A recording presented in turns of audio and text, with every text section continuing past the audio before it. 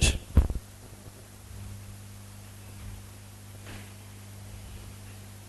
Mr. Vice Chancellor, sir, it is my pleasure to welcome all of us to this event, the first international conference of the Faculty of Administration and Management Sciences at Adekunle Ajayi University, Akungba.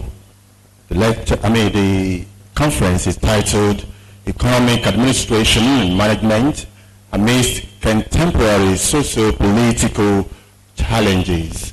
Once again, on behalf of the organizers of this event, I'd like to welcome you, distinguished participants, to Adekunle Ajayi University, where we are poised to be a foremost institution that moves manpower development in the direction of self-apprenticeship, a first-class university in research, knowledge, character, and service to humanity. Please put your hands together for Adekunle Ajayi University. Before we commence, let me quickly introduce to you the leadership of our university, led by our amiable Vice Chancellor, Professor Olugbenga Ige. He is here represented by the Deputy Vice Chancellor, Academic Professor Olusegun Akinwumi. I most welcome, sir. I also have the pleasure to welcome to this event the Dean, Faculty of Administration and Management Sciences, Professor Sunday Akimulegun. You are most welcome, sir. Please to the top table, sir. Thank you for joining us. It is also my honor to bring to the top table the chair of the local organizing committee of this conference, that is Dr. Mrs. Igbekoyi. Please, wherever you are, please come to the top table. Dr. Mrs. Igbekoyi, FCA. She is also the chair of Akoko and District Society of the Chartered Accountants of Nigeria, ICANN. You're most welcome, ma'am. Thank you for being a part of this event. Let me also, at this juncture, distinguished ladies and gentlemen, bring to the top table our lead paper presenter, and that is Professor R.O. Salau. Please put your hands together for her. And of course, his wife also here with us. Thank you, Ma, for accompanying Prof to our university.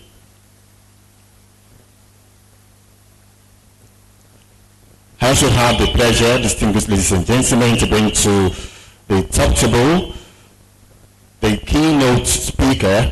Please let's welcome Chief Akindele Omole, FCA. He is the Chief Finance Officer, Eco Support Services Limited, Apapa, Lagos. Please, you can do better for him. Thank you, sir, for joining us on this event. Permit me, distinguished ladies and gentlemen, before I bring up the chair of the local organizing committee for his welcome address, let me welcome to this event the Dean of Postgraduate School, Professor Olorunfemi. You are most welcome, sir. Thank you. And also, of course, the former Dean of the faculty, Professor Mrs. Fashionsi. You are most welcome, ma'am. Other members of staff of that, Dr. Agbaje, I can see you. Thank you for being a part. And other members of staff from that faculty, you're most welcome. I could also recognize the presence of the former bursar of the university, Dr. Mrs. Olubumi Ologun. You are most welcome, ma'am. Thank you for joining us.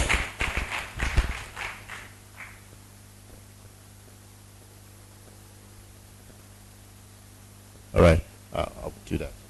Without further ado, let me bring to the microphone the chair of the local organizing committee, Dr. Mrs. Igbekoyi, for the welcome address. Please put your hands together for her as she comes up here for our presentation.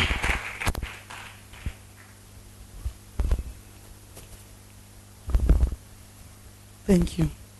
The Vice Chancellor, ably represented by the Deputy Vice Chancellor Academics, Professor Akinwumi, good morning, sir. Lead paper presenter, Akinwumi speaker, the Dean, Faculty of Administration and Management Sciences. Please permit me to stand on the existing protocol. I say good morning, dear participants. Good morning, our dear professors invited here, our participants from outside AUA, and our participants within the university. Thank you very much for coming. I stand this morning to give glory to God Almighty, for this is a dream of our founding fathers, here brought to stay by us. Faculty of Administration and Management Sciences happens to be one of the young faculties newly created in the university, and within 5 years of our creation, we are here this morning organizing the first international conference of the Faculty of Administration, properly called. We return all glory to God for all that He has done. We set the date, and the date is here. I want to appreciate the management of the university for approving this conference.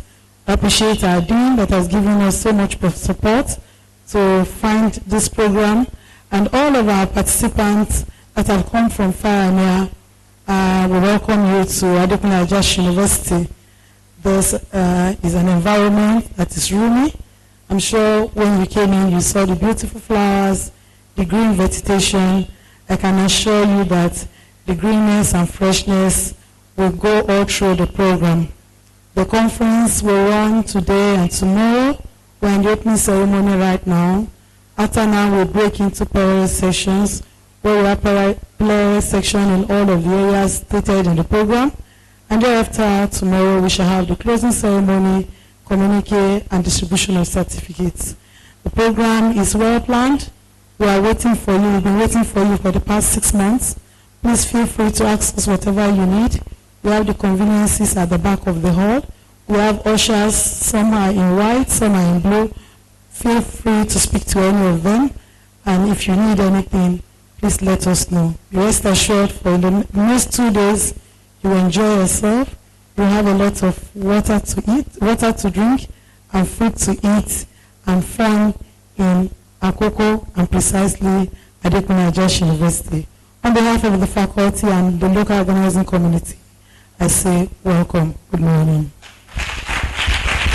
Thank you. Thank you very much for that address. To further substantiate our readiness to host this conference, let me invite the Dean, Faculty of Administration and Management, Professor Sunday Akimilegun, to address us. Professor, please put your hands together for him as he comes up here.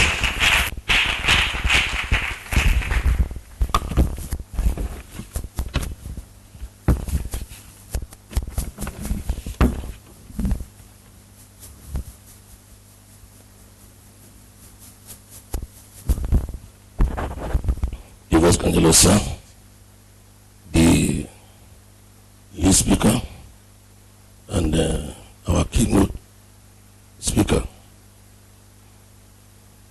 the chief distinguished scholars, esteemed colleagues, honored guests, ladies and gentlemen. It gives me pleasure to welcome you all to the maiden edition of Faculty of Administration and Management Sciences International Conference 2025 with the theme Economic Administration and Management Amidst Contemporary Socio-political Challenges. Whether you are here with us physically or you are assisting us from across the globe virtually, your person makes the beginning, not the beginning of a new chapter in our collective pursuit of knowledge, innovation, and excellence in the field of administration and management sciences. This conference emerges at a time when the global landscape of governance, leadership,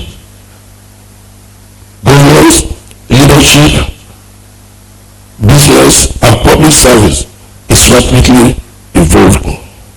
This event will be brings together thought leaders, academics, policymakers, industry players, and students is more than a scholarly gathering. It is a timely intervention. In a world where socio-political upheaval increasingly shaping the control of economic planning and organizational management, the need for sound academic and professional discourse has never been more urgent. From shifting geopolitical alliances to rising populist movements, economic nationalism, and global health emergence, amidst achieving sustainability, today's economic administration and management professional must constantly adopt, respond, and lead with foresight. As a professor of banking and finance, I am acutely aware of how socio-political instability, whether at the national, regional, or global level, continues to affect financial system, political implementation, corporate strategy, public sector governance, and the achievement of sustainability in our industry. Inflationary pressures, political transitions, fiscal uncertainty, and global disruptions have made the business of managing economies and institutions more complex than ever. This conference is convened to address these complexities headlong as it seeks to interrogate the implications of these dynamics of governance structure, institutional resilience, fiscal policy, organizational behavior, innovation, and sustainable development.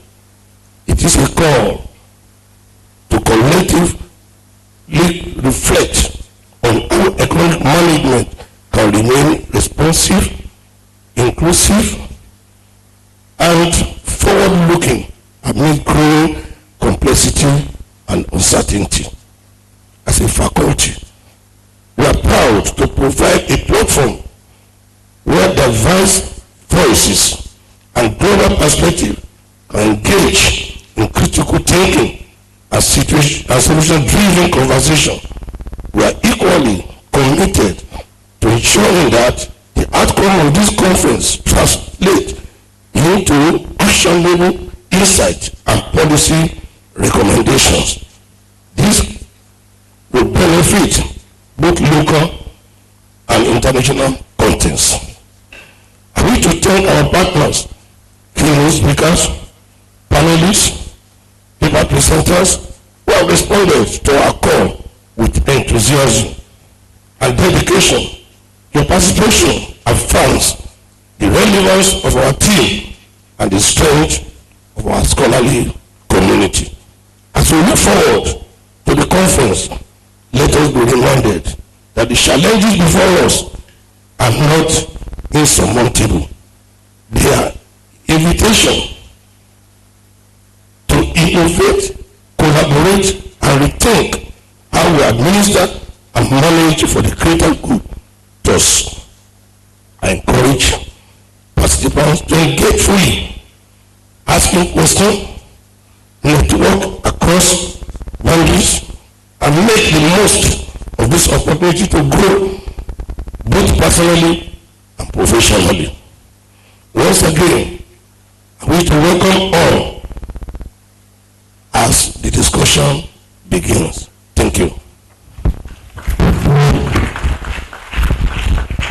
Thank you very much. Please let's do that for him once again. Let's put hands together for him.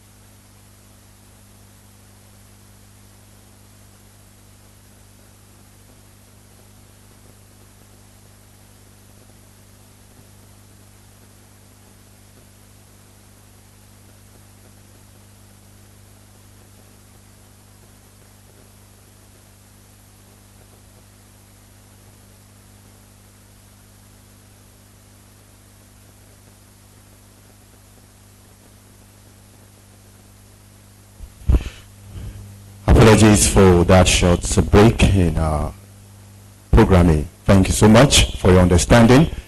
It's now the time for the chief host of this conference to address this conference. Let's put your hands together for Mr. Vice Chancellor, Professor Olusegun Akinwumi. Thank you.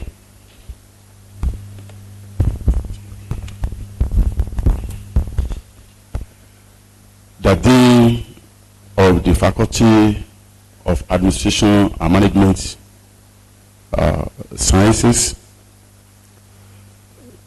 the Dean of the PG School, professors across the faculties and our departments, the heads of departments and head of units, staff of the faculty hosting this very important conference,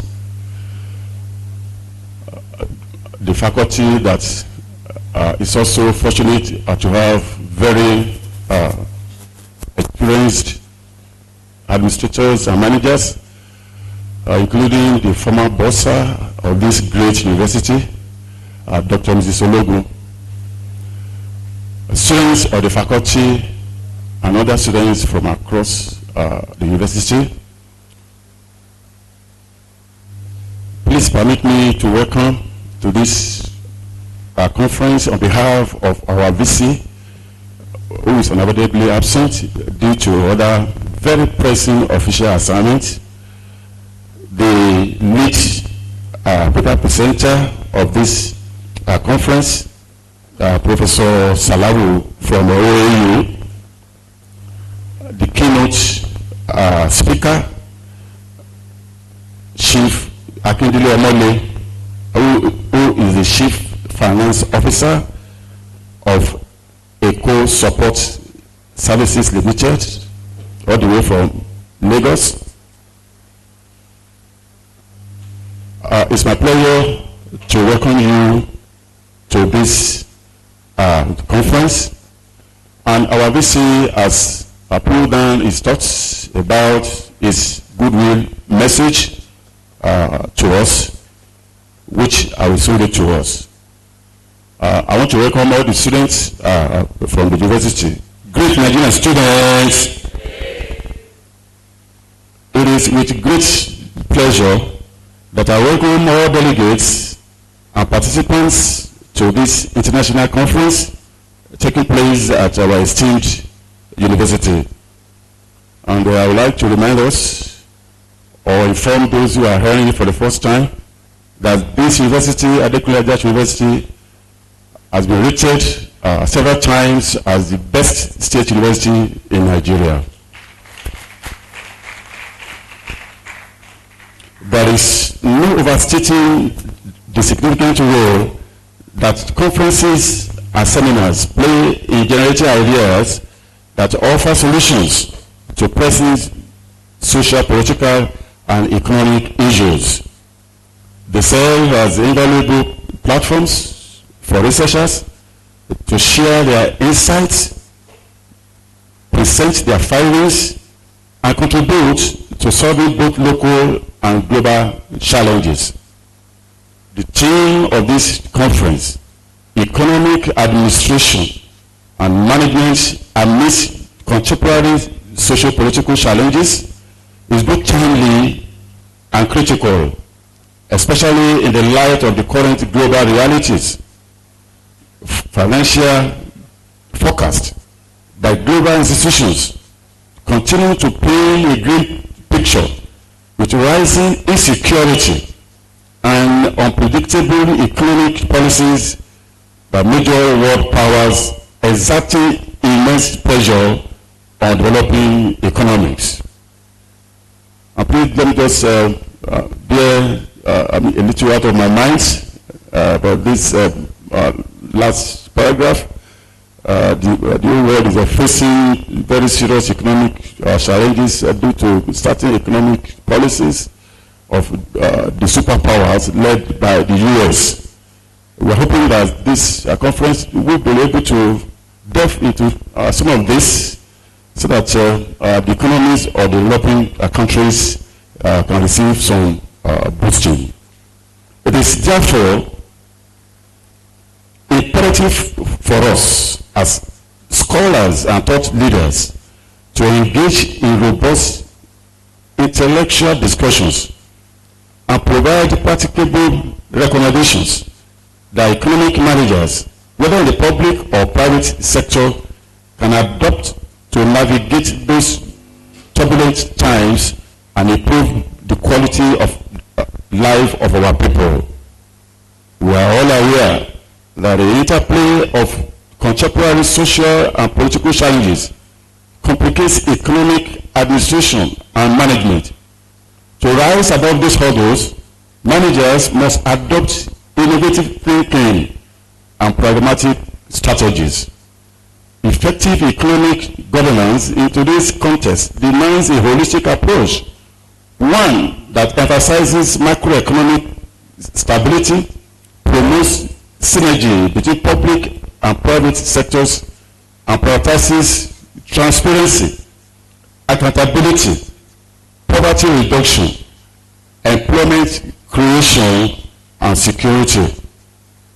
As we proceed with our deliberations, I encourage us all to draw from our collective wealth of knowledge, research, and practical experiences to propose solutions that are adaptable to our social-cultural context. Let us also remain ever ready to contribute our expertise when called upon to manage resources or lead reform efforts. You can be assured of the full support and the cooperation of our legislative staff, all of whom are committed to making your stay very productive and memorable. With this, I, on behalf of the VC, Professor Oluwega Ige, formally declare the 2023 International Conference of the Faculty of Administration and Management Sciences open. For the cross-fertilization of ideas, the advancement of our academic inquiry, and the formulation of solutions to the challenges of our time. Thank you, and I wish you fruitful deliberations.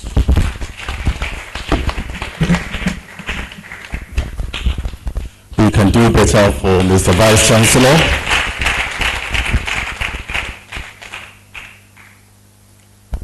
To speak to the theme of this conference, which is economic administration and management amidst contemporary socio-political challenges, is an elder scholar from the Department of Management and Accounting from Obafemi Awolowo University, Ile-Ife.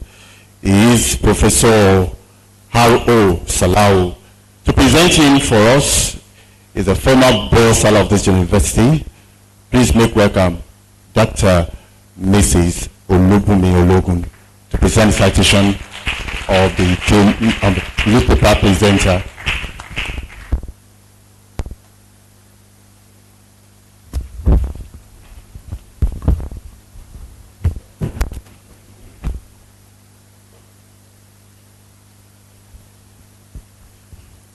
The Vice Chancellor, ably represented, the lead paper presenter and the keynote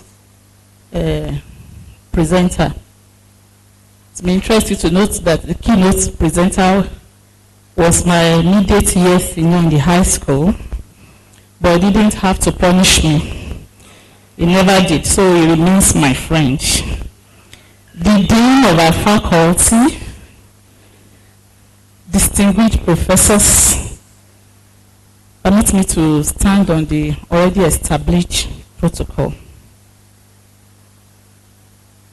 It is an honor to read the citation of the lead paper presenter, Professor Rafiu Oyesola Salau. Permit me to humbly request Professor Salau to stand while I read his citation. Professor Rafiu Salau is a professor of accounting. Is a first-class graduate of economics from Obafemi Awolowo University in 1994. A master's degree holder also in economics from the University of Ibadan. A master's of business administration, accounting and finance option holder. An MPhil and a PhD holder from Obafemi Awolowo University, Ile-Ife. Professor Lau assumed duty as an associate lecturer in the Department of Management and Accounting on the 4th of August, 1998. He became a lecturer 2 on 1st October 2000, a lecturer 1 in 2002, and was promoted to the rank of a senior lecturership in October 2006. He became a reader in 2009, October, and subsequently became a full professor of accounting on 1st October 2012. Since his appointment, he has conscientiously served the department, the faculty, and the university in various capacities. He maintains a very high standard of academic excellence and productivity as a teacher, researcher, and supervisor.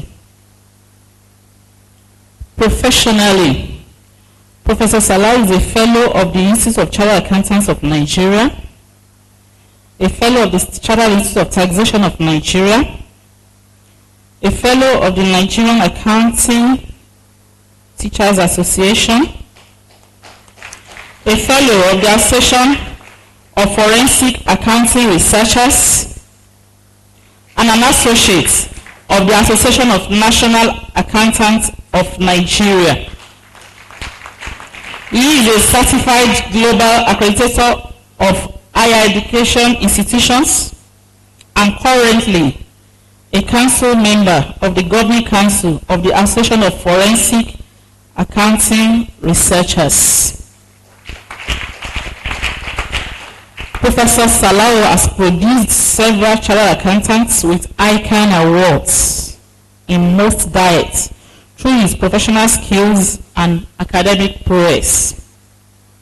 Currently, he is a principal partner at J.O. Falokpe & Co. Chartered Accountants and is a director, Navigator Management Consultants Limited. Professor Salau is an accomplished and versatile scholar who is well known and respected nationally and internationally for his research skills. In the course of his 27 years of academic life in the university system, Professor Salau has a total of 106 publications in national and international journals.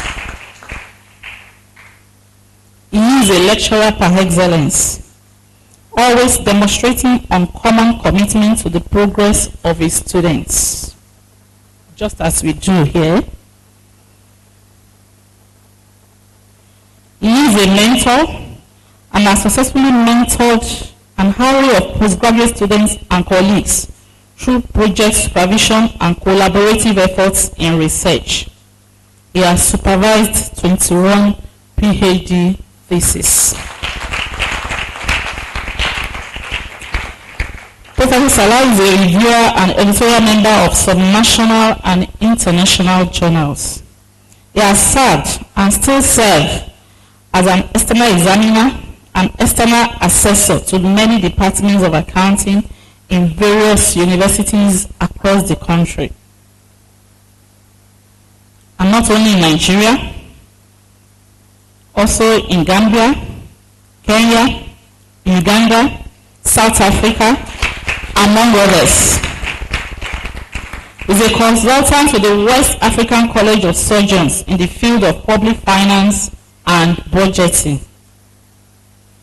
Professor Salau has participated in 16 NUC accreditations and resource verification exercises across various universities in the country as a team leader or as a team member. Currently, he is a visiting professor to the Department of Accounting, University of Ibadan, University of the Gambia, University of Busitama in Uganda. He is a credential research grant winner. His research interest covers financial accounting, finance, taxation, and public sector accounting. Professor Salau is happily married with children. Mr. Vice Chancellor, ladies and gentlemen, join me as I invite Professor Salau to take the lead paper titled Economic Administration and Management Amidst Contemporary Socio-political Challenges. Happy listening.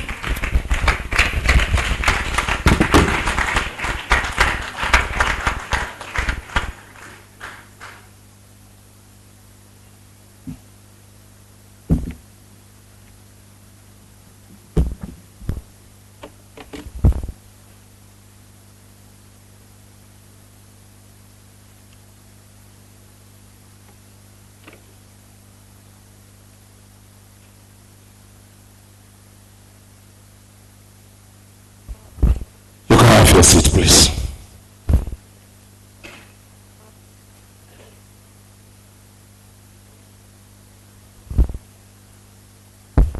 The Vice Chancellor of this great university, ably represented by the DPC academics,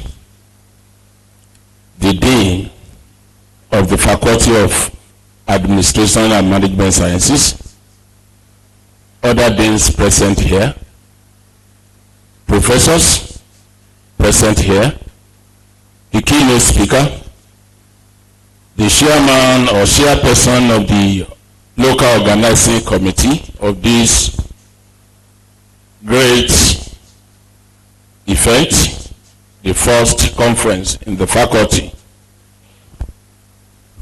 And I want to recognize also Professor Olorunfemi, the Dean, I think postgraduate school, if I'm not wrong. Thank you. All the paper presenters present here. And I want to also recognize the student populace present in this conference. I say good morning to everybody. Vice Chancellor, sir, this is the second time I'm visiting Adekunle Ajasin University. The first time I was among the ICANN accreditation team that came to accredit BSc accounting program many years ago. This is my second time of visiting this place. And since yesterday that I arrived, I want to inform you, Fusi, that your people received me very well. I'm very grateful for that. When the chairperson gave me the program yesterday, I was going through and I discovered that I have just 25 minutes for the presentation. I want to tell the chairperson, the slide, you are free to share it with the people. And I will move faster a little bit. And when I was going through the program sheet, because the topic, no topic was given to me, but I decided to pick the theme of this conference as the main topic, to talk about management and administration of the Nigerian economy amidst contemporary socio-political challenges. And I discover also, I'm looking at it from the perspective of public sector. And I discover that the keynote speaker as well will be looking at the team, but from the perspective of the private sector. In this presentation, I will be looking at briefly the introduction, the theoretical framework, the methodology. Deliberately, I decided to jump literature review. The overview of the Nigerian economy, because we must know where we are before we can know where we are going. And I will speak briefly on the contemporary socio-political challenges and their impact on the economy. Then I will give some few strategies for addressing socio-political challenges in Nigeria. Then we end up with conclusion and recommendation. Nigeria is a big country. If you can recall, we got independence, that was 1960. We started with regional basis, just 3 regions. Western region, Eastern region, North as well. There was ethnic competition and there was even development simultaneously. In the West, we rely more on cocoa. In the East, we rely more on palm oil. In the North, groundnut, which means agricultural sector was playing a major role at the inception. But Nigeria has been economic powerhouse of Africa, driven to its vast human and natural resources. As of 2023, Nigeria gross domestic stood at approximately 489 billion, making it the largest economy in Africa, according to the World Bank 2023. And after the agriculture, there was advent of oil. So the key sector currently in Nigeria driving the economy, like oil and gas, agriculture, telecommunication, financial services, they dominate the economic landscape.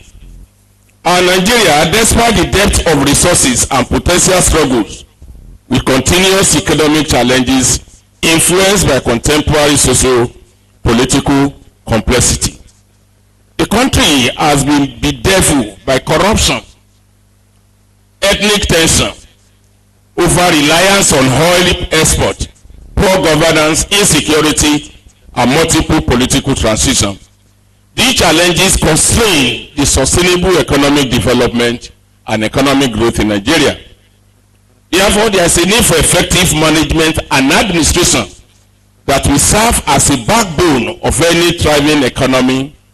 And in the Nigeria context, efficient resource allocation, transparent governance, and robust institutional framework are vital for sustainable development.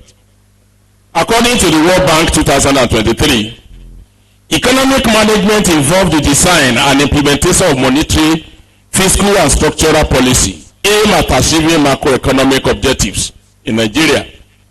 In any economy, let me narrow it down to Nigeria. There are 2 major policies that we have been using to regulate economic activities in order to achieve macroeconomic objectives. That is fiscal policy and monetary policy. And in the Nigeria context, economic management must go beyond technical policy formulation to address the structural weaknesses, promote diversification, enhance productivity, and foster inclusive development. Effective economic management thus serves as a bridge between the resource endowment and tangible improvement. That is why I want to align with the theme of this conference. The theme was wisely chosen, and that is what we need in our own current situation. The Nigerian economy over time is characterized with period of boom and bust, alongside country volatile socio-political climate. And in the light of this paper provided information on the overview of the Nigerian economy. It also examined the contemporary socio-political factors that increase or worsen economic instability and underdevelopment. And at the end of the day, the paper will provide information on the strategies to curb all those socio-political challenges. And this particular paper is anchored on three major theories. That's system theory, political choice theory, and conflict theory. And when we talk about system theory, applying it to the Nigeria context, it highlights several challenges. Institutions such as Central Bank of Nigeria, the Federal Ministry of Finance, and the Nigeria National Petroleum Company Limited are key subsystems whose effective coordination is vital for macroeconomic stability. And the public choice theory also says that political sectors, whether politicians, bureaucrats, or even voters, probably are hacked out of self-interest rather than pursuing the interests of the public. As we all know, public sector is not there to make profit, but the main objective to enhance the welfare of the society. And that's why the public choice theory is advocating for that. In this study is entirely library desk research without any field work. The data used were obtained mainly from secondary source, and the study makes use of publications from reliable authorities, institutional reports, and periodical literature. Overview of the Nigerian economy. The Nigerian economy is marked by diverse sectorial structure, with certain sectors playing dominant role while others, though significant, remain underdeveloped or face what we call a kind of constraint. And the economy of Nigeria is highly dependent on the exportation of crude oil. If you can recall, when the proposal was made in the budget early this year, the benchmark was initially $1,000, now 1,000 naira to $1, until the National Assembly and the Senate decided to increase it to what we call $1,500 naira per dollar. And the proposal for the barrel for oil, they put it around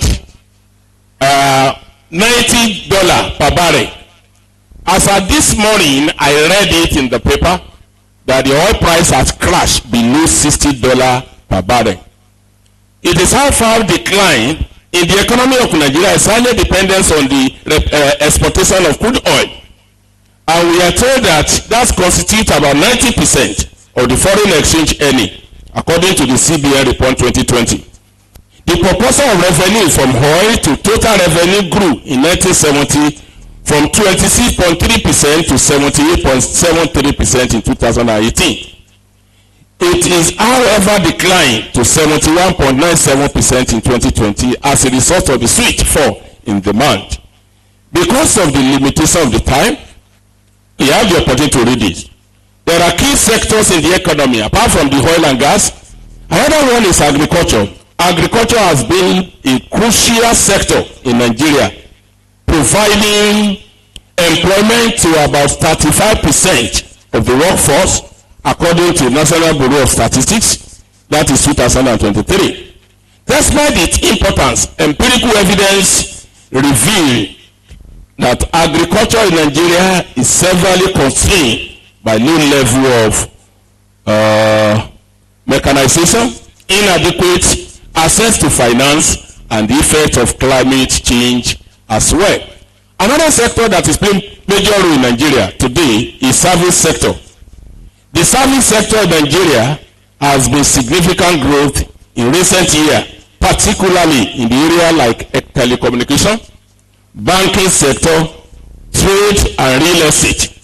According to the report of Mark and Company 2023, the digital service market in Nigeria has expanded rapidly, offering new opportunity for innovation and economic development. However, Despite the positive trend, the service sector faces challenges like inadequate infrastructure, regulatory constraints, and a lack of skilled labor in the emerging digital economy.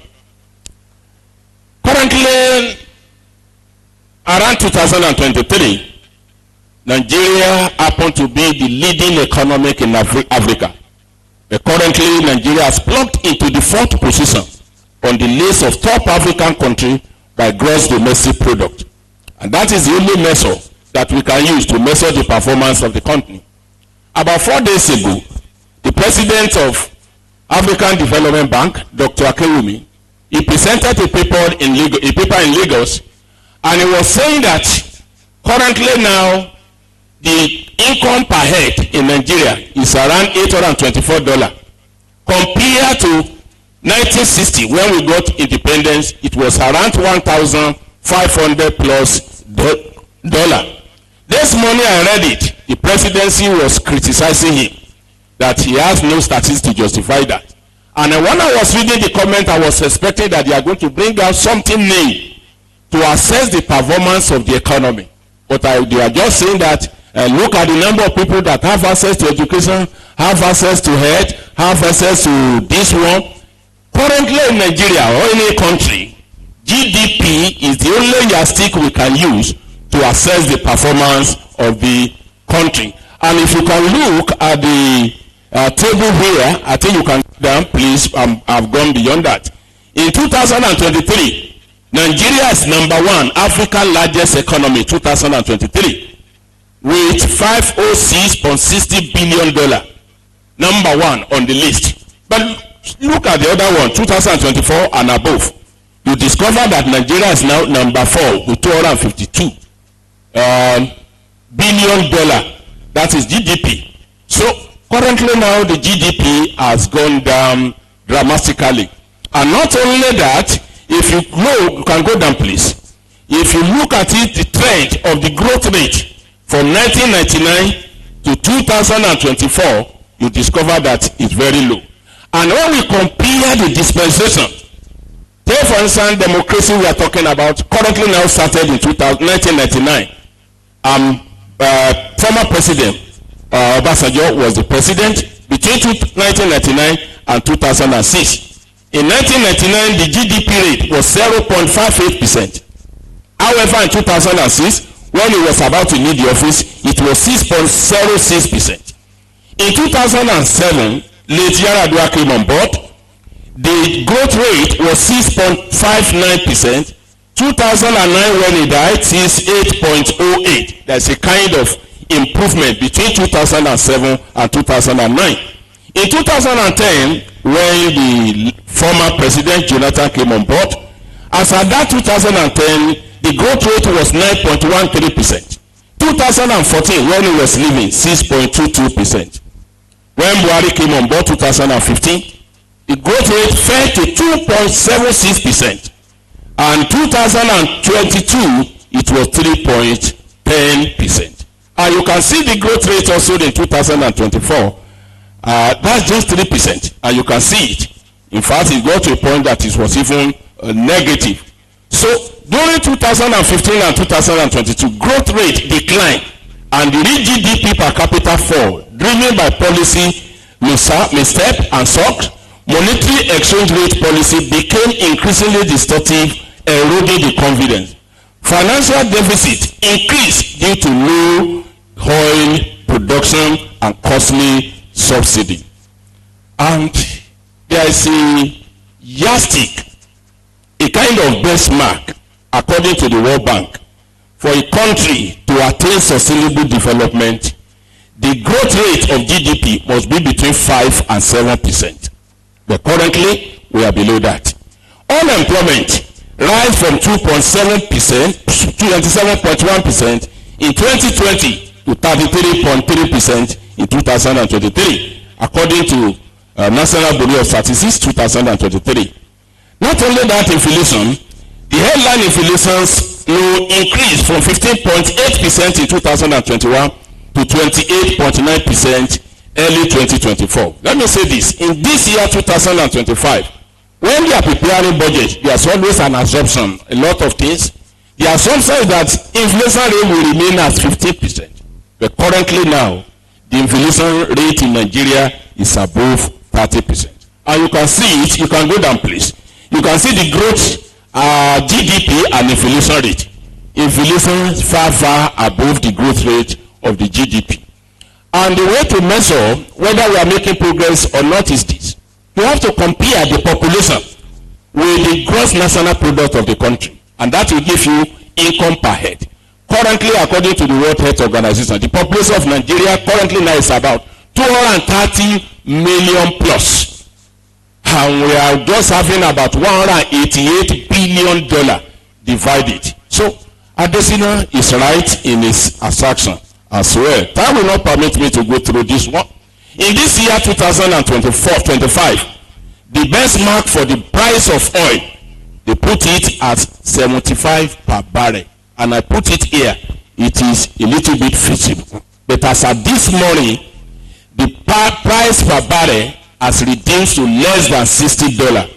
And for the oil production, 2.06 million. I put it here, ambitious. And the average exchange rate, they put it 1,500 naira per dollar. In fact, initially when the proposed budget was sent to the Senate, it was even lesser than this. It was the Senate that their own initiative decided to increase it. But currently, even on the official market, the exchange rate is higher than $1,500 per barrel. And the growth rate, the projection is 3.89. It's too high, but that is not even the benchmark. It's supposed to. And we look at the debt burden.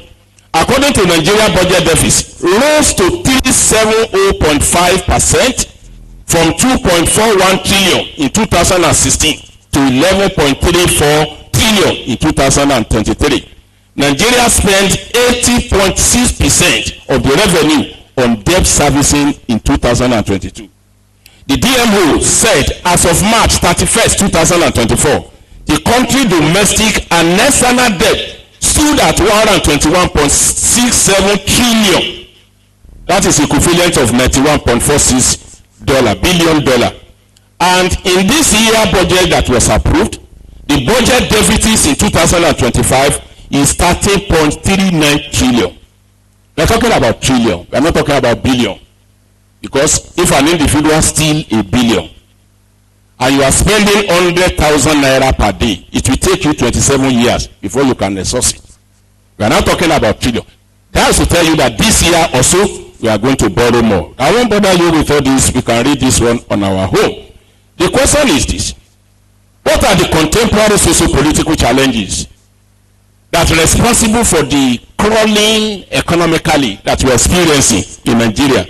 Socio-political challenges connote impediment relating or involving a combination of social and political factors which are capable of crippling investment and decline growth in the economy.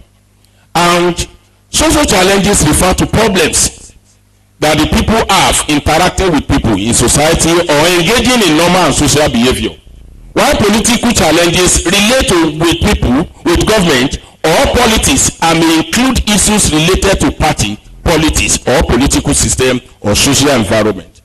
A recent empirical study, they have highlighted several key socio-political factors that continue to hinder Nigeria economic development. One of them is insecurity. Number 2 is corruption. 3 is ethics and religion tension. 4 is youth unemployment. 3 is policy inconsistency. 4 is poverty, weak institutions, and brain drain and human capital flight. I may not be able to go through everything because of the shortness of time, but let me say this. According to the Global Terrorism Index 2024, Nigeria remains one of the countries most impacted by terrorism. Agricultural output in conflict-affected areas like Borno State and Savara has declined by over 40%. That was a report by National Bureau of Statistics 2023, contributing to food inflation and rural poverty. Moreover, insecurity deters foreign direct investment and drain national resources, through increased military dependence within the period of 2011 and 2023. And you can see in the diagram there, you can go down, insecurity in Nigeria at a glance from 2015 to 2021. We can read that one on our own. And you can see, you can go forward, the root causes of insecurity: bad governance, corruption, inequality, and so on and so forth. Corruption is another issue. Corruption has emerged as the major obstacle to the development of Nigeria because people see it as a way of life. When they talk about stealing public fund, when the many years they mention 1,000, we graduated from 1,000 to million, from million to what now? To billion. And you read it in the paper. They are trying to investigate what is going on in NNPC, and they are telling us number of billions of naira filed in an individual's account. And I tell you, a billion is not a small amount of money. If you are spending 100,000 naira per day, it will take you 27 years. And if somebody is not even stealing 1 billion now, billions, 90, 20. So according to the Corruption Perception Index, Nigeria is ranked 140 country in 180 countries across the globe at a dot of 2024. And according to the World Economic Forum, corruption cost developing country the sum of $1.26 trillion annually. You can see how much we are losing. And currently in Nigeria, if you are stealing and you are in this party, once you can cross to another party, your sin shall be pardoned. You can see you see the graph there, the CPI rate, and a lot of things responsible for corruption in Nigeria. One of them is procurement. The highest quantum of corruption is in the area of procurement. Lack of due process when it comes to the acquisition of material to use. Lack of political will, unwillingness of political office holder to deal decisively with the corruption. They will even accommodate you and pardon you. One of the factors responsible for people moving, you can imagine when a governor, the platform that you use to become a governor, you decided to jettison it. There's a secret behind it. And once you cross over, your sin is pardon. Rapid modernization, bigotry, nepotism, a situation whereby there's uneven spread of appointment, political patronage, poor remuneration, and lack of incentive. I want to say these things this morning. Nigeria has intelligent people, capable people.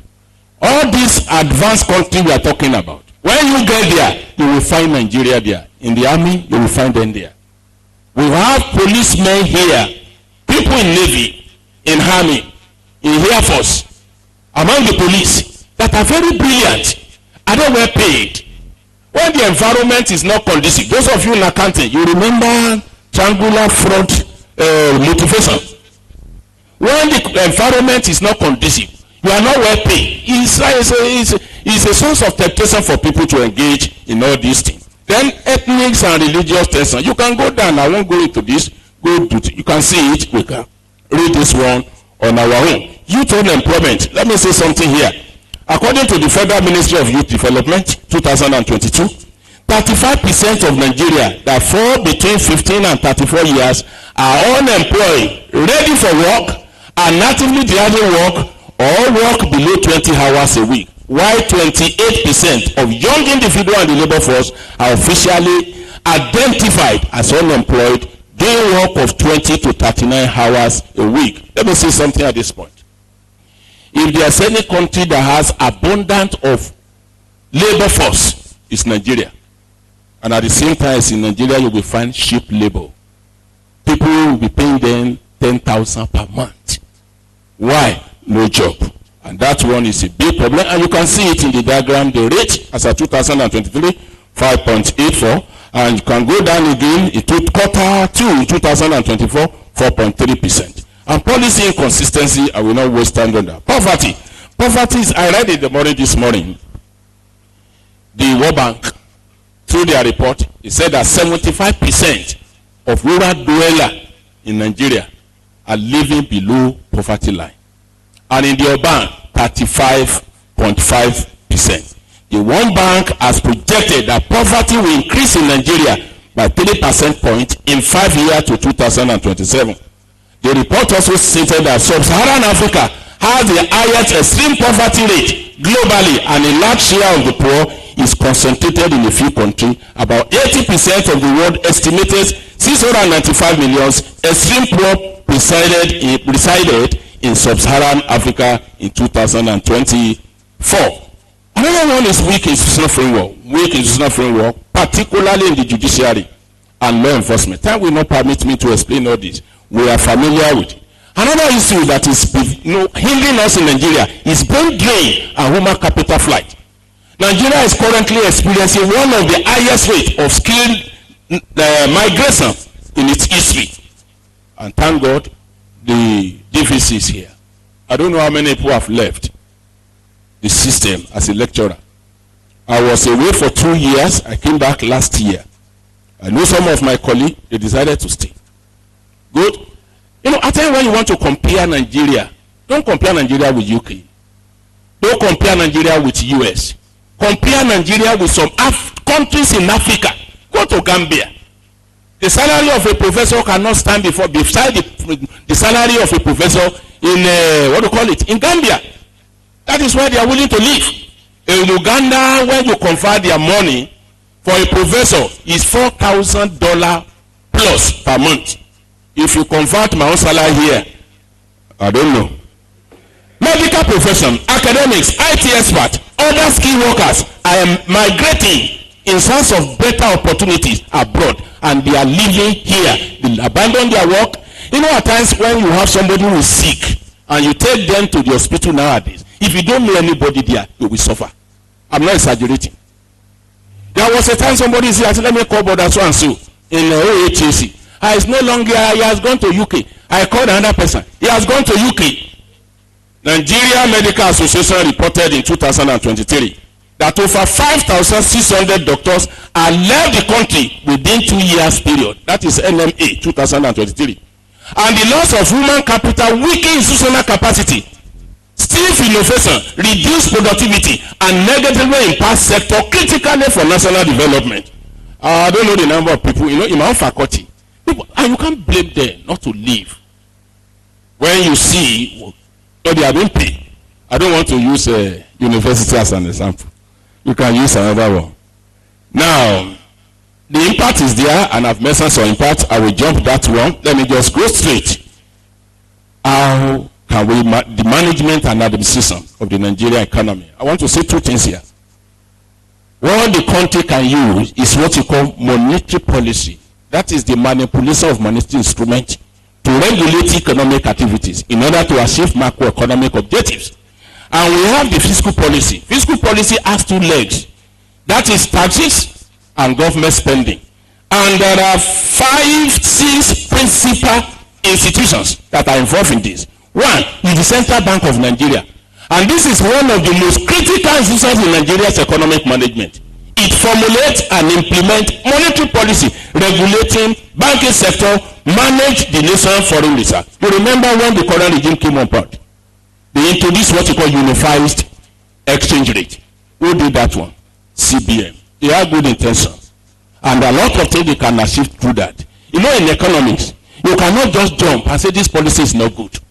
You have to look at the benefits and the cost implication. If the benefit is greater than cost, we say we are okay. So CBN is responsible for that. Another is the Federal Ministry of Finance. Is responsible for preparing Nigeria annual budget. I was in Abuja about 3 weeks ago to defend the proposal. And I was telling them, the panel, look, in Nigeria, especially at the federal level, our attention is always on budget. And budget is futuristic. It's a proposal, what you want to achieve. After achieving it, the only thing that can give you the picture, whether you are able to achieve it or you use your resources judiciously, is the annual report. Nobody is eager. In fact, at the state level, nobody is waiting for the budget to come out. It's only at the federal. May I say this? One of the benefits of removing subsidy, who is the major beneficiary, is the state government. Look at how much they are sharing from the federation account. On a monthly basis, before they be talking about billions. What are they sharing today? Trillions. But people will not ask state government. Our attention is on federal government. And I told them we need to change. When this man came on board, so administrator, he gave an order. Local government produced the annual report for 2 years. When I read it, I laughed. Where are they going to get it? Who is preparing financial statement? And that is the only thing that is show your performance during the fiscal year, 1 year. Another one is the Federal Inland Revenue Service, and we know what they are doing. Federal Inland Revenue play a critical role in assessing, collecting, and accounting for federal taxes. And Debt Management Office, the Budget Office, Nigeria Sovereign Investment Authority. All these one are playing major role in the administration of the Nigeria financial resources. What is the solution? You and I are the solution to this problem. But I will give you 15. Number one, strengthen security apparatus. Assuming this require investment in modernization of security forces, promoting intelligence gathering, and facing the root cause of insecurity. Number two, combat corruption. Minimize the presence of corruption, include implementation of robust anti-corruption measures, enhance transparency in public. The problem we have in Nigeria is lawlessness. People are not paying for the sin committed. And when that won't happen, other people will follow. Look at a lot of kidnapping with ransom. In this paper, you will see the amount. I quoted it there. Time is not on my side to show it to you. How much Nigeria is losing every year. And people will say there's no money. Look at what happened to CBS. We know that some people, they have money. Over 1.3 trillion just collapsed. And they came out again last week. They said that you can come back, just bring little money. And some people will still fall into that trap. Number three, promote inclusive governance. This can be achieved by fostering dialogue among religious and ethnic groups. Economic diversification.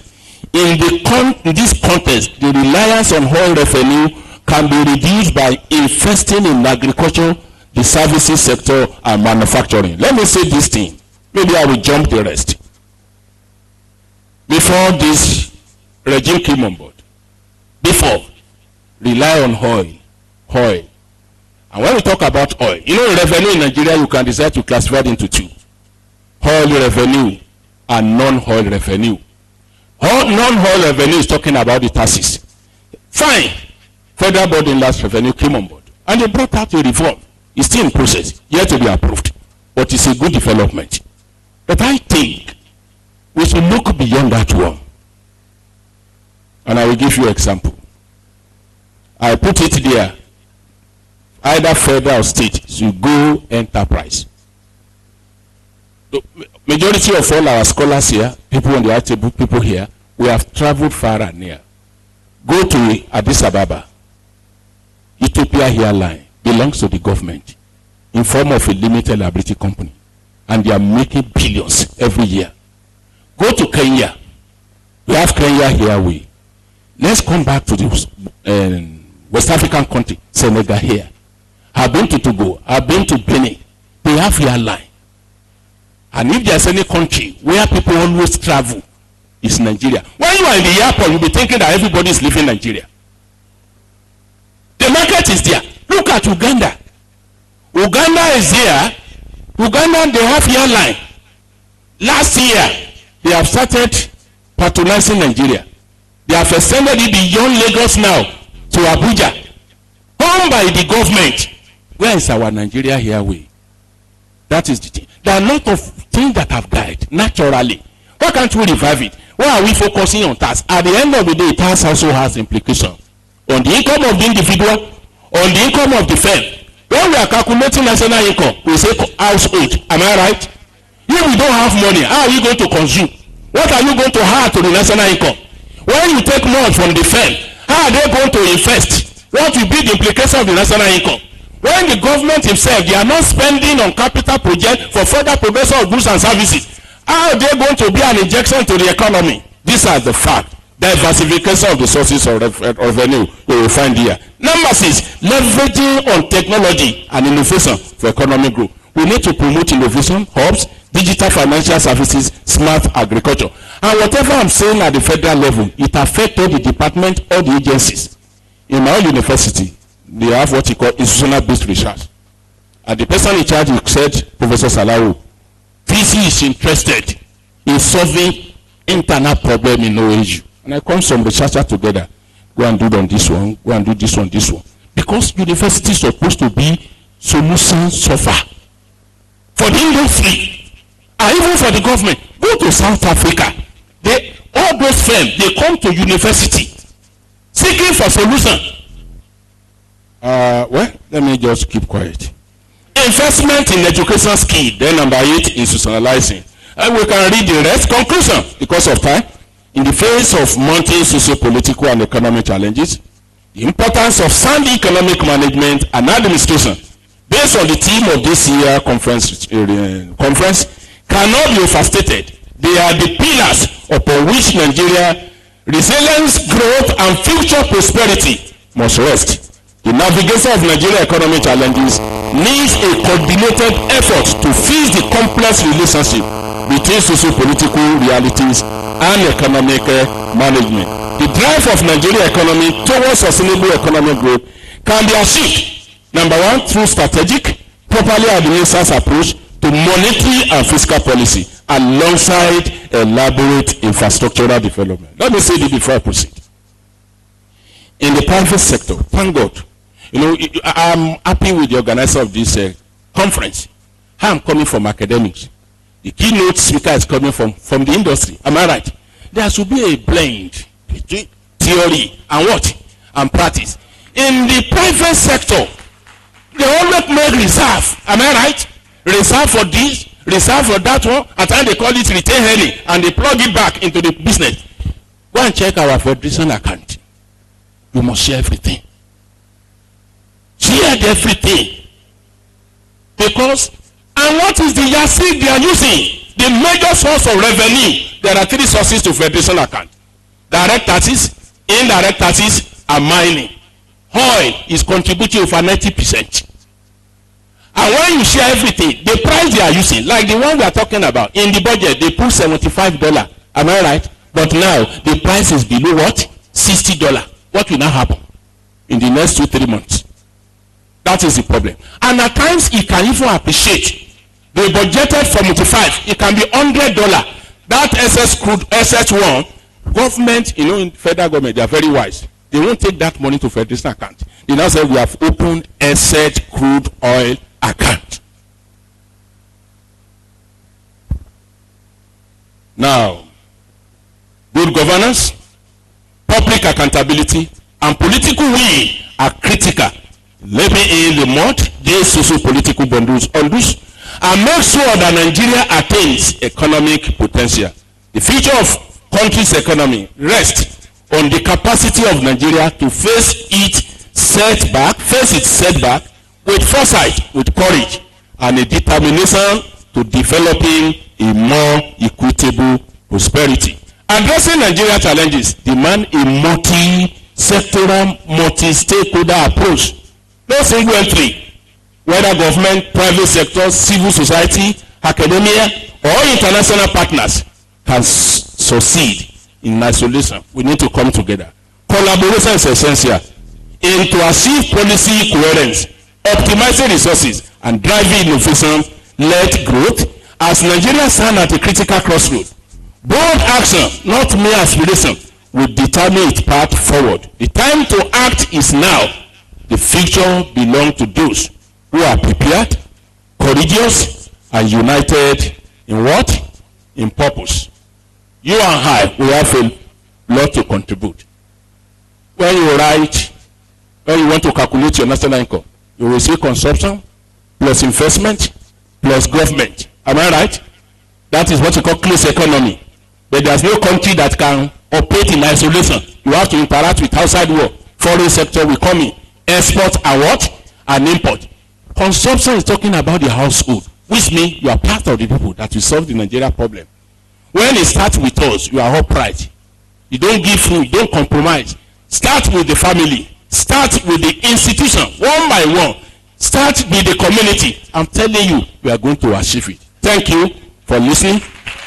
I will meet you on top.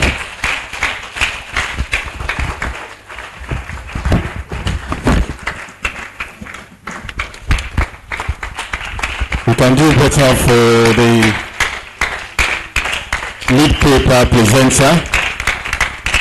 Thank you so much, sir, for that presentation. Thank you so much. Please be seated. Thank you, sir, for the presentation.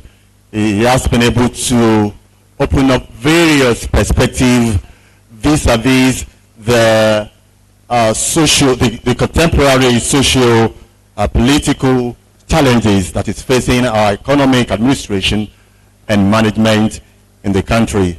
Thank you so much for your thoughtful presentation. Without further ado, please, with the permission of the Vice Chancellor, I'd like to bring to the top table the bursar of the university, Mr. Toby Orina, FCA. You're most welcome, sir. I also have the pleasure to bring to the top table the Dean of Postgraduate School and Chairman of Dean Adekunle Ajayi University. Please make welcome Professor Olorunfemi to this side, sir.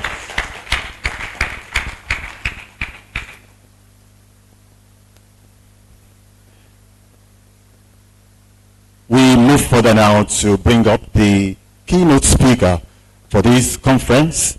He will be talking on economic administration and governance in the era of socio-political complexity, a private sector perspective, and to be delivered by Chief Akindele Omole, FCA. Please make welcome Mr. Jeremiah Damola to present his citation. Mr. Jeremiah Damola for his citation. Thank you very much. Mr. Vice Chancellor, sir, ably represented by the DVC, academic, and members of the top table, with the permission of the Vice Chancellor, may I humbly request the keynote speaker to please stand as I take his profile. Chief Akindele Akintomide Omole, MBA, FCA, ACTI, was born in the mid-70s to the family of late Pa Olorun Tosin Omole of Agba Quarters, Oka Akoko, and Mrs. Beatrice Omole. He had his primary education at St. Martin's Roman Catholic Mission and the Apostolic Primary Schools, both in Owo, Ondo State. In 1986, he proceeded to St. John's Mary's Unity Secondary School, Owo, for secondary education, where he passed his school certificate exams with flying colors in 1992. He attended Ondo State Polytechnic, Owo, where he distinguished himself as an outstanding scholar and bagged National Diploma, ND, and Higher National Diploma, HND, in accountancy in 1995 and 1998, respectively. He emerged the best graduating student with series of awards and prizes to his credit in both instances. Chief Omole obtained an MBA from Rome Business School and a concurrent master's degree from Universidad Internacional de Valencia, Valencia International University, Spain. Also added to his education qualifications, Chief Omole obtained diploma in professional career skills from International Business Management Institute, Berlin, and also the following program certificate which he obtained from the same institution: certificate in change management, certificate in crisis management, certificate in problem solving skills, certificate in time management, certificate in leadership and team development and communication skills. Chief Omole, without doubt, obtained program certificate in advanced supply chain finance, in optimizing operations and minimizing risk from J-Way Global, Texas, United States of America. Also, he had program certificate in executive presence and influence, persuasive leadership development from the Routing School, University of Pennsylvania. Also, Chief Omole had program certificate on business leadership development from Rome Business School, program certificate on ESG, materiality assessment and sustainability reporting from Lagos Business School. He is also a certified leading auditor. He commends his working experience span across public and private sectors, as he had variously worked in the Treasury and Finance and Supplies Department of Local Government for his post-ND industrial working experience in Ondo State and NYC posting in Nasarawa State between 1999 and 2000. In the office of the State Auditor General, Ondo State as higher executive officer audit shortly after national service. He underwent professional accountancy training and practice in Adeyinka, Begudu and Co. Chartered Accountants, a famous firm of chartered accountants in Akoya, Ondo State between 2003 and 2005. As a result of his resourcefulness, he rose from the position of audit senior through the ranks to become a manager within a relatively short period. Chief Omole joined the practice of Oluwapo Ajayi and Co. Chartered Accountants in Lagos as a manager in August 2005 and equally distinguished himself, resulting in his attaining the positions of senior manager and principal manager stroke partner designate in quick succession. He is a fellow of the Institute of Chartered Accountants of Nigeria, ICAN, and also a member of the Chartered Institute of Taxation of Nigeria, CITN, with diverse experience and a registered professional with the Financial Reporting Council of Nigeria.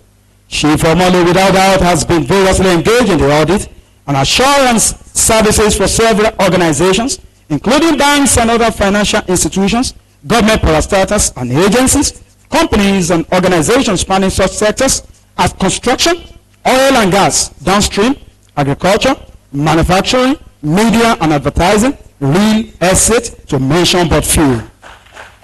Chief Omole has equally garnered experience over the years in taxation practice, insolvency practice, turnaround management through business recovery, loan recovery, receivables management, corporate and financial management consultancy, technical through business report writing, budgeting and cash flow projections. Between 2005 and 2013, while at Oluwapo Ajayi and Co., he was also engaged as lead consultant stroke executive director of Edgewise Consulting and Benny Consulting. He is the promoter of Oluwafe Group and Boba Shelu Foundation. He is currently the chief finance officer of Eco Support Services Limited. Chief Omole is a leading operator in the maritime industry, offering ports and terminal operations and integrated logistics and support base for the oil and gas industry at the Lagos Port Complex. He has attended and participated in several conferences, professional trainings, seminars, workshops, and executive management courses on accounting, finance, assurance services, management leadership and team development, company visits and internships, international study tours, and capacity building engagement, too numerous to mention. He obtained several awards, in which included in 2016, which is the most recent, he was made the Boba Shelu of Odigbo Kingdom. Chief Omole is not alone. He's not a lone ranger. He is happily married, and the union is blessed with beautiful children. On the authority of the Vice Chancellor and members of the third table, I bring to the podium for his discourse to do Masha on the discourse, Chief Omole.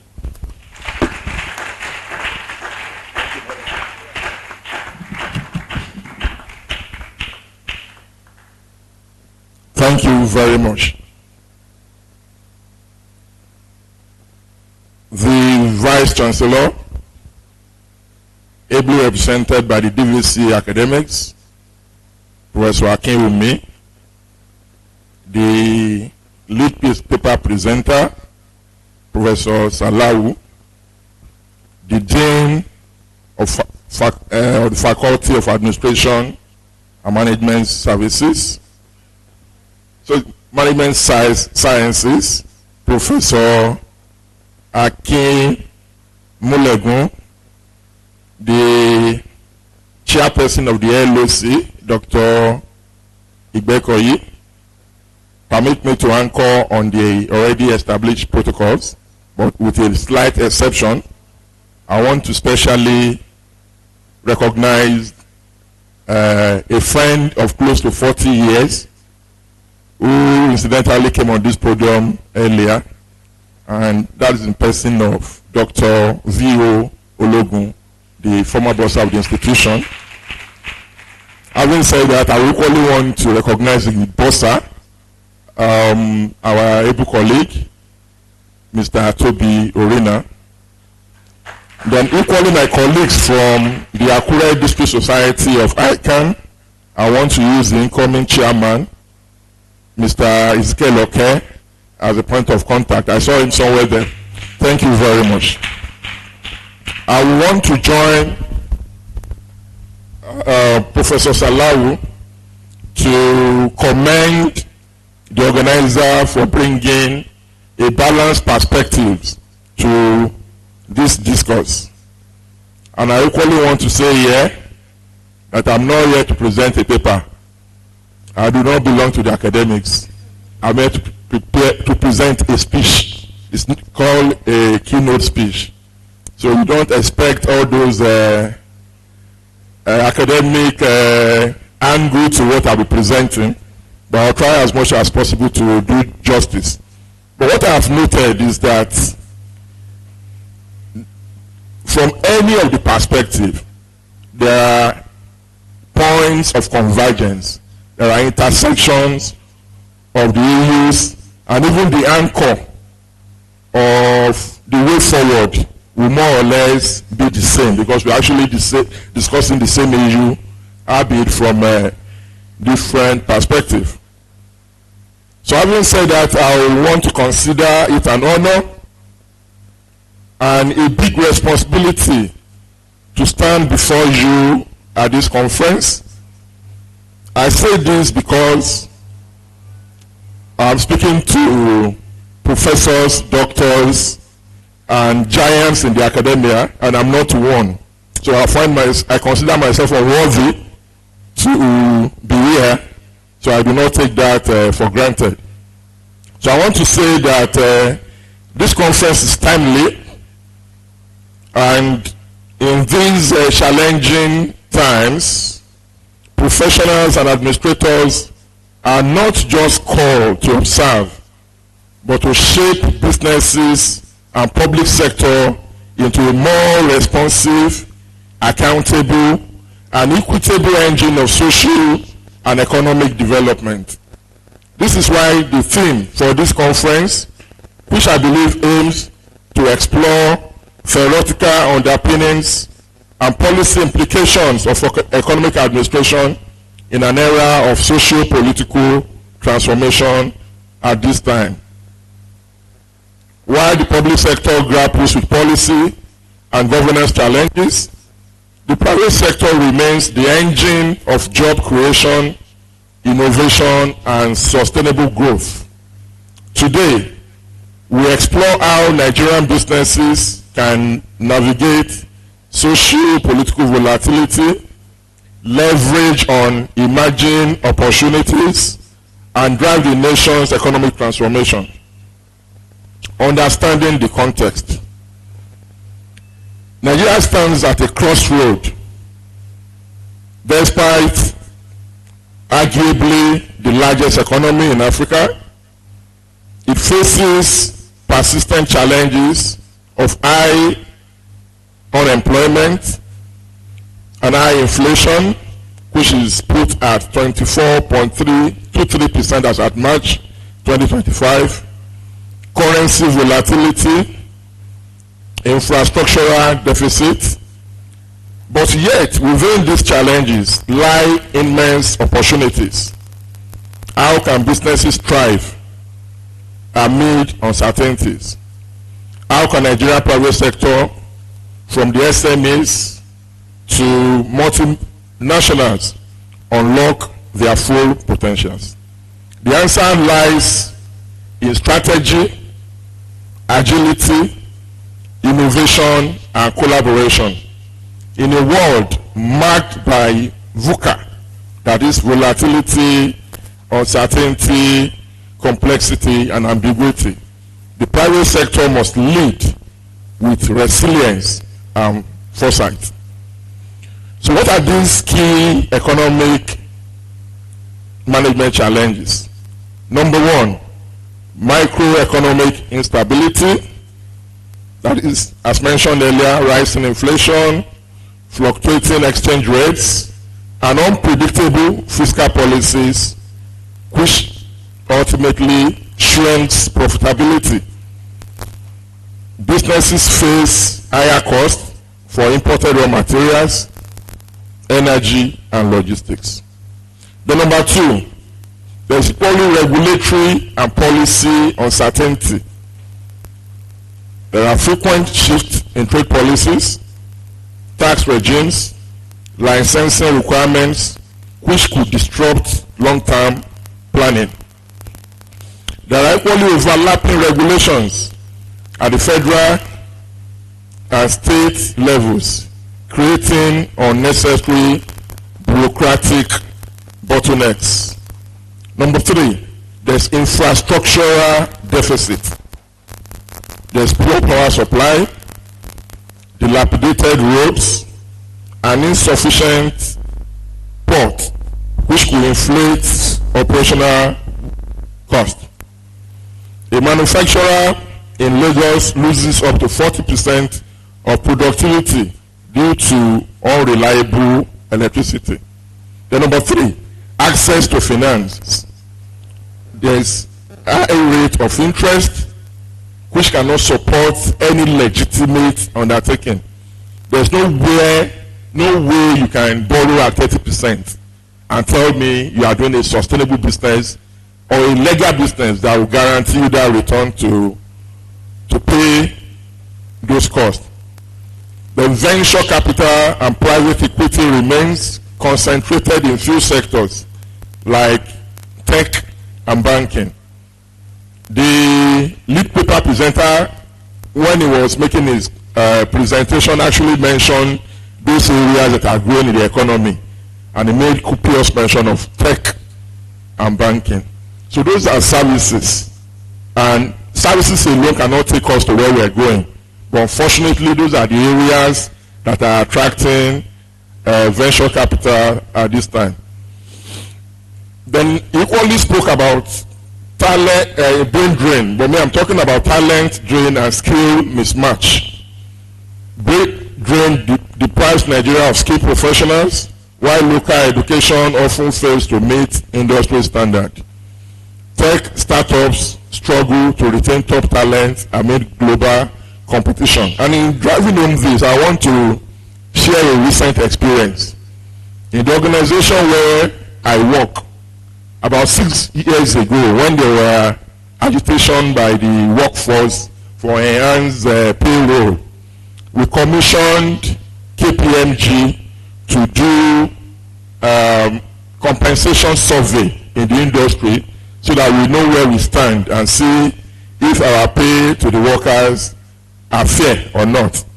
At that time, we found out that we're operating at 75% percentile, that we're like one of the best, 25% highest paying in the industry. But recently, we faced some challenges whereby some of our top talents were leaving the company due to the jackpot syndrome, and we started to initiate processes to replace them. In the space of 1 month, we had more than 4 potential employees that rejected our offer on the point that is not competitive. And we were having that mindset that we are operating at a very high percentile comparing wages in the industry. So we have to now go back to KPMG to quickly run that wage survey again, only for us to find out that we are only competitive at the entry point, that from the mid-managerial level we are operating at less than 30% percentile. We never knew. So we were unable to attract talent because most of those guys who are experienced have left. So the few guys who are within the system and are operating in a way that they are the one that is even assessing their employers, not the employers assessing them. Gone are the days when you ask for profile of skilled personnel to interview them. Now, as you're asking for their profile, they're only asking for the company's profile to see if this is an organization they want to work with. So it was until we're able to now act based on the KPMG report that we now had people who were willing to take the offer. So what I'm trying to say now is that without us knowing, a lot has happened. People have shifted from this country, and those who are shifting are actually talented and experienced personnel. So that's another problem that we need to look at. The security and supply chain risk, I won't speak much on that. Technological disruption. Then the role of private sector in economic management. Number one, to overcome these challenges, businesses must adopt proactive strategies. The first of which is innovation and R&D. So they must invest in technology, automation, and locally adapted solutions. Then number two, supply chain resilience. They must diversify suppliers and embrace local sourcing and adopt what we call just-in-case inventory models.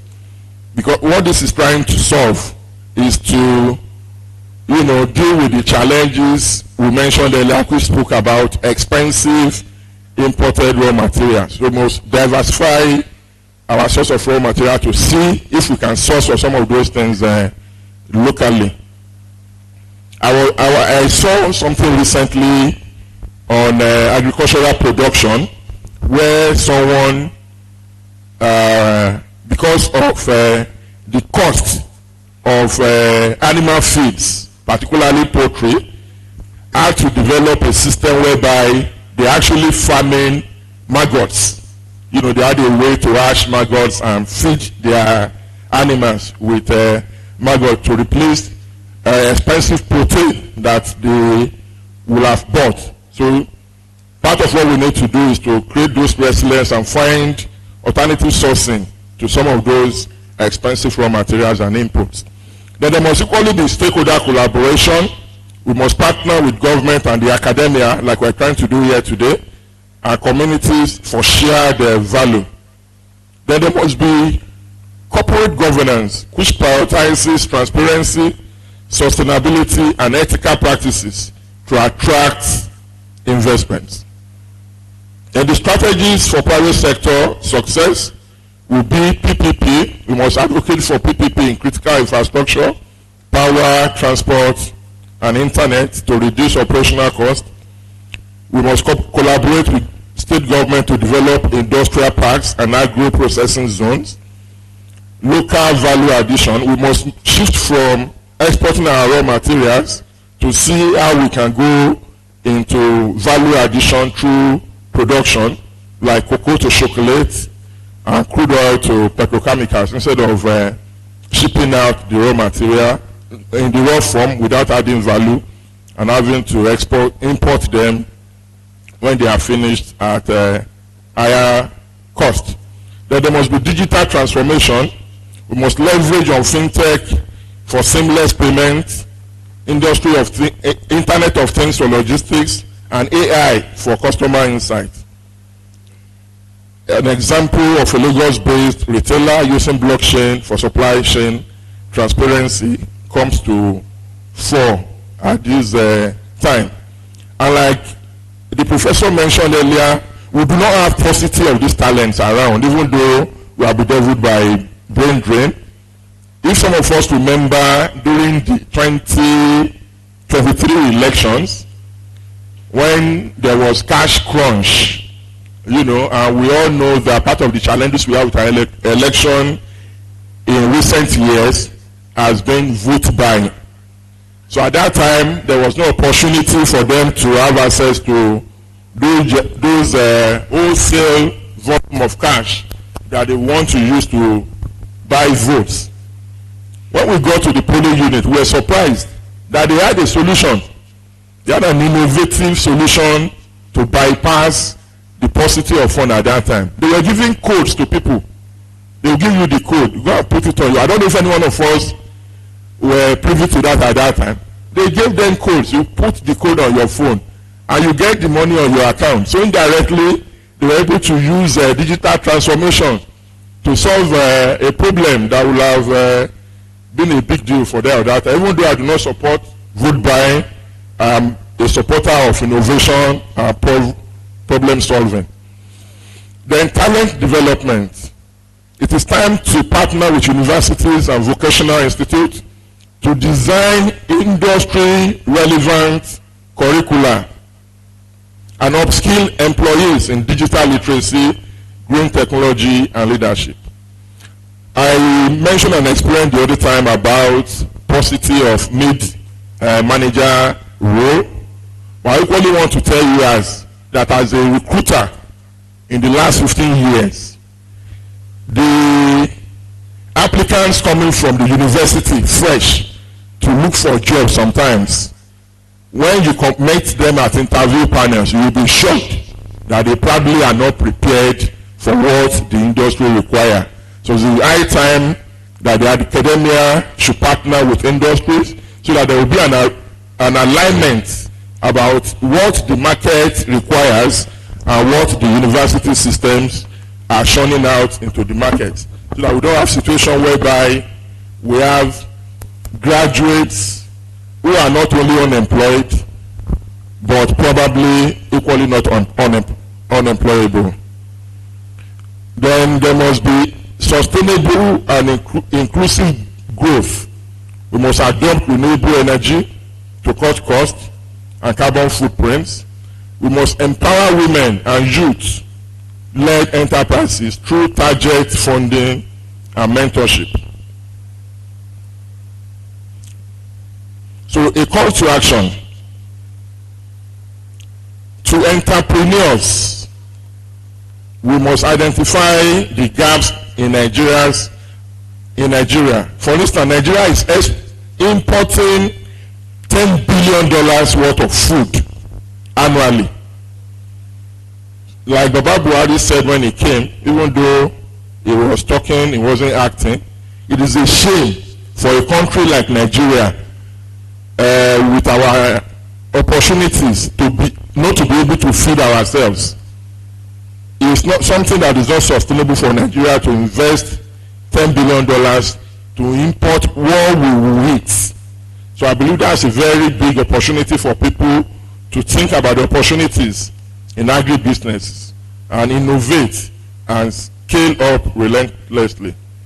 Then to investors, they must deploy their capital into high growth sectors like renewable energy, logistics, healthcare, and support SMEs with patient capital.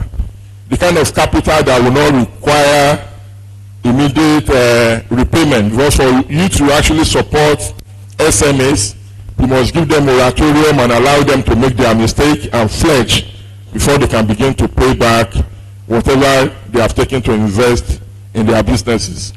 And to corporate leaders, we must advocate for business-friendly policies and lead with ESG, environmental, social, and governance principle to build trust. To the academia, we must bridge the theory-practice gap.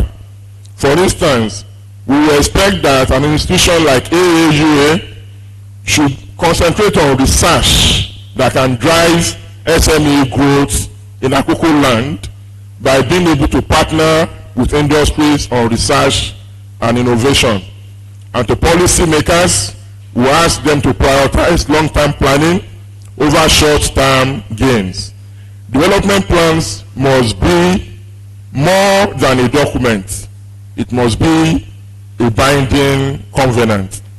And to government, they must reduce bureaucracy and stabilize policies and incentivize private investment in infrastructure. In closing, the Nigerian private sector cannot afford to wait for a perfect condition. Perfect conditions don't exist. We must lead with courage, creativity, and collaboration. As a leader of the corporate sector once said, Alhaji Aliko Dangote, he said, no business succeeds in isolation. So that's to drive home that collaboration is very important. Also, in the immortal words of our late sage, Chief Jeremiah Obafemi Awolowo, he said the great difference between where we are and where we want to be will be eliminated by what we do. So what that means is that we should stop talking, we should start doing. Together we can build an economy that thrives amid challenges and secure prosperity for generation and rise above today's challenges only if we act with courage, creativity and collaboration. Ladies and gentlemen, the time to act is now. Thank you very much.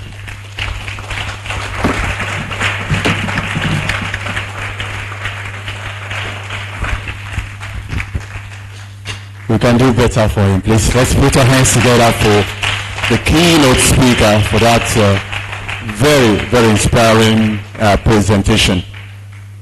The stage is now set for other presentation to come up, and I hope all our presentations will revolve around the keynote speakers and, of course, the lead paper presenter. Once again, put your hands together to the two presenters for doing justice to the topics that we have here. Before I invite the Vice Chancellor for presentation of gifts to our presenters, let me quickly recognize the presence of the following distinguished members of the audience. I have with me here Dr. Mary Salau, an Associate Professor of Accounting and current Vice Dean, Faculty of Administration, Obafemi Awolowo University. Thank you very much. And that's the wife of the lead paper presenter. Thank you for joining us, ma. You're welcome to Adekunle Ajasin University.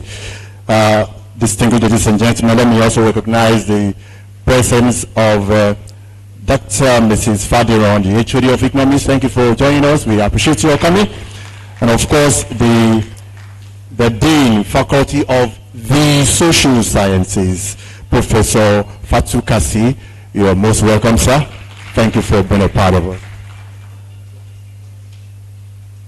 All right, I also recognize the presence of the representative of the librarian, Dr. Adewusi. You are most welcome, sir. Thank you for joining us on this occasion. Distinguished ladies and gentlemen, without further ado, let me bring to the microphone to make a presentation to the lead paper presenter, the Vice Chancellor, Professor Olugbenga Igeye, represented. Please put your hands together for him as he comes up here. And of course, the Dean will make the second presentation.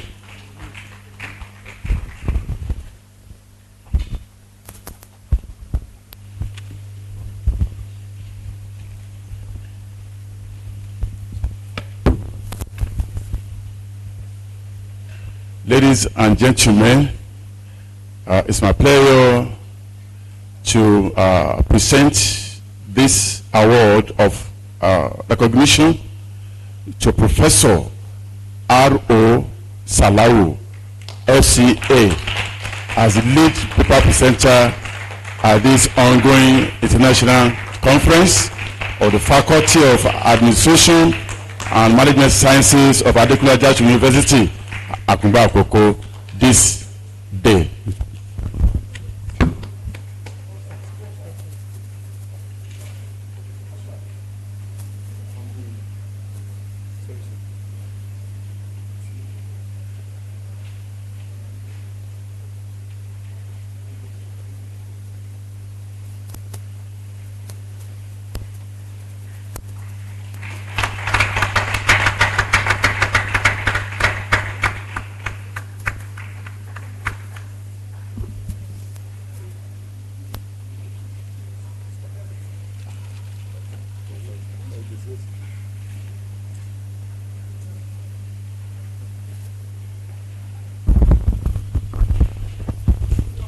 Well, we don't bring a whole professor of the caliber of our presenter from all the way from OAU with only an award. So it's a double award.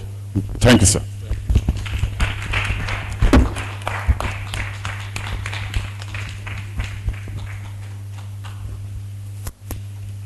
Thank you very much, sir, for that presentation. Let me now invite the Dean, Professor Akinmolegun, to make the presentation to the keynote speaker, Chief Omole. Please, you can make the presentation over there, sir.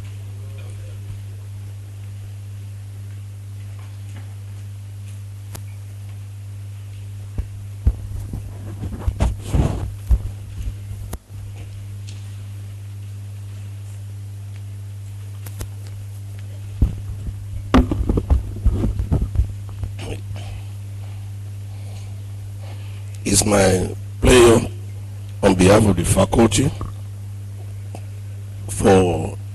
on this occasion of the first international conference of the Faculty of Administration and Management Sciences to present this award of recognition to Chief Akindele Omale, FCA, as the keynote speaker.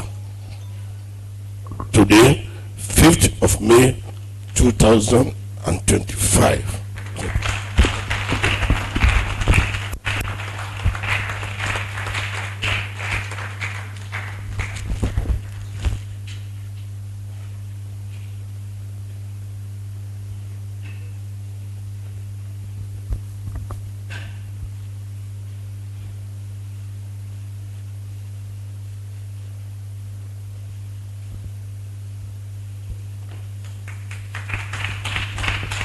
Thank you very much.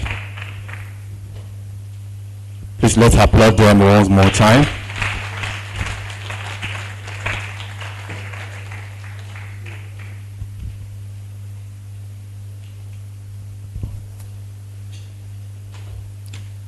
We are home and dry as far as this session is concerned. Other parts of the conference are slated in the brochure. Let's find out how the other plenary sessions will go. Distinguished ladies and gentlemen, before we leave this hall for a good photograph outside, let me humbly invite the chair of the local organizing committee, Dr. Igbekoyi, for vote of thanks. Dr.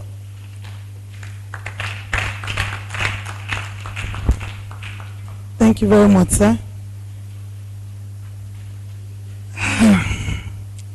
I can sigh relief. I return all glory to God Almighty. Our Vice Chancellor, sir, ably represented by DVC Academics, Professor Akinwumi. You've been a wonderful person, so I'm not surprised. Thank you very much for honoring us. We appreciate you very much, sir. Thank you, sir. I also appreciate this afternoon the bursar of Adekunle Ajash University, who doubles to be my Baba Oko and my father, Mr. Toby Orina, FCA. Thank you very much for coming, sir. Please, you permit me, I'm going to use the method of my Vice Chancellor. Don't be bored. I will be following the foot of my Vice Chancellor. Don't worry, I will try. I know the DVC will tell him that I tried, so I want to start now. I appreciate my Dean, Professor Akinmolegun. He happens to be an observer in the LOC. And anytime we are making any deliberation, I want to say anything, say, dear sir, don't forget that you are an observer here. You don't have any say, you are observing. So, I'm sorry, I'm an observer. I'm sure this afternoon you are glad that all you have observed, you are still observing. Are you satisfied, sir? Thank you very much. We appreciate that. Please give our Dean a round of applause. I can feel the joy in the heart of our Dean. I understand very much well what is running in his heart. I want to join you to say thank you to God. I move this afternoon to appreciate the Dean of Postgraduate School, Professor Shola Olorunfemi, which I know also happens to be a former Dean of the Faculty of Social and Management Science and is sharing the joy of today. Thank you very much for coming, sir. We appreciate you, sir. Thank you very much. I want to appreciate the lead speaker of today, Professor Aro Salau, SCA. I remember in Ife, when you do your seminar and everybody talk and Professor Salau say, I have something to say. you will start counting blood of Jesus, Emily, all prayers. And you begin by saying, I congratulate the speaker, you will be happy. By the time you say, let's open to page 5, you are dead. Thank you very much, sir. Professor Rosalai is a seasoned professor, a pillar in OAU, a man that I respect so much. I didn't need to do any much. I just told him, Prof, sir, there's a faculty conference and the LOC, I want you to come. He said, no problem. That was all he said. And he kept following. When the flyer was out, I sent it to him. He made his input, made correction. Prof, you are wonderful. God bless you, sir. Thank you very much. You have also shown us a lot of stuff this afternoon. I am not surprised. I know you are loaded. We look forward to hearing more from you in greater conferences like this. Thank you for coming, sir. I appreciate my father.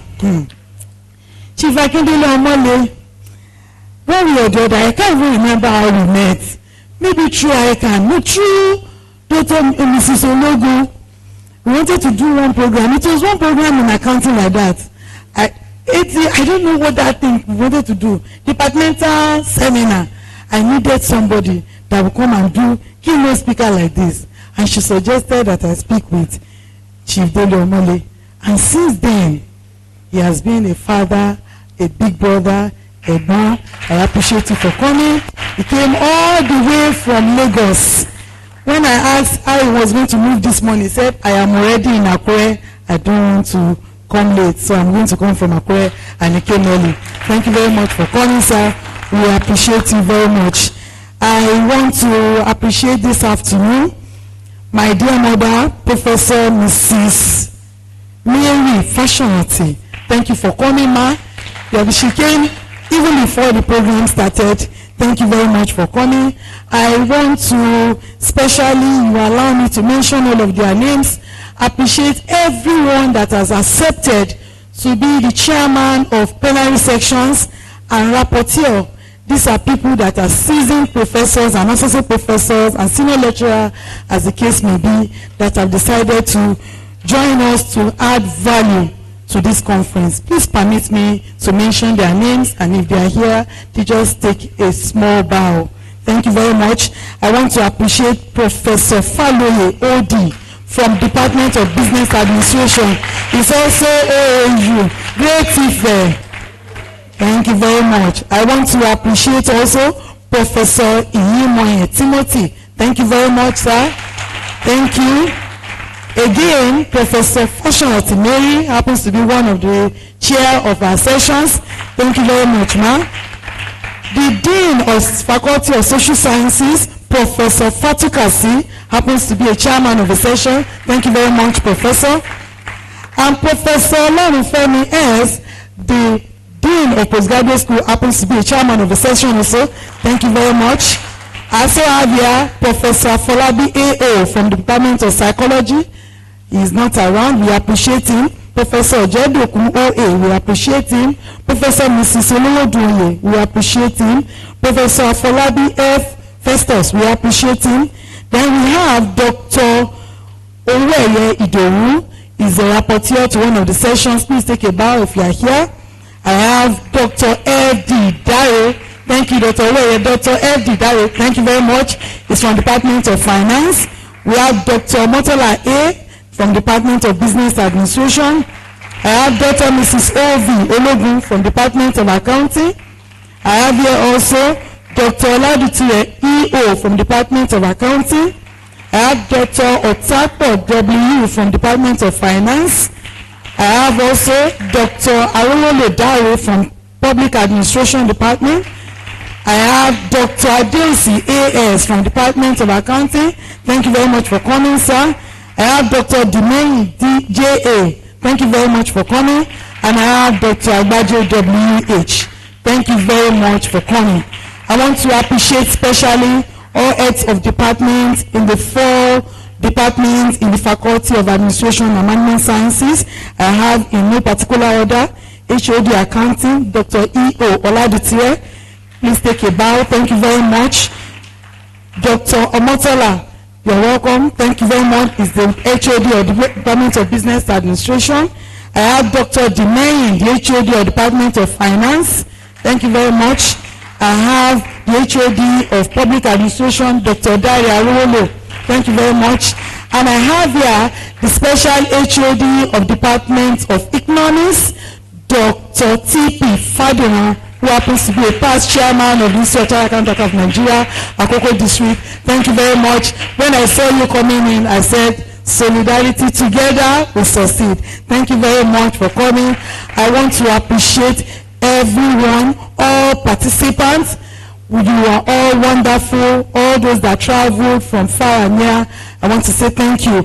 I appreciate especially the local organizing committee of this program. You know very much well that I am a woman. I wouldn't have much power. I have a lot of men behind me. I have behind me Dr. M.E. Alade. Please stand up for recognition. He is a member of the LAC. I have, as part of the LAC, Dr. Jumbo from Department of Public Administration.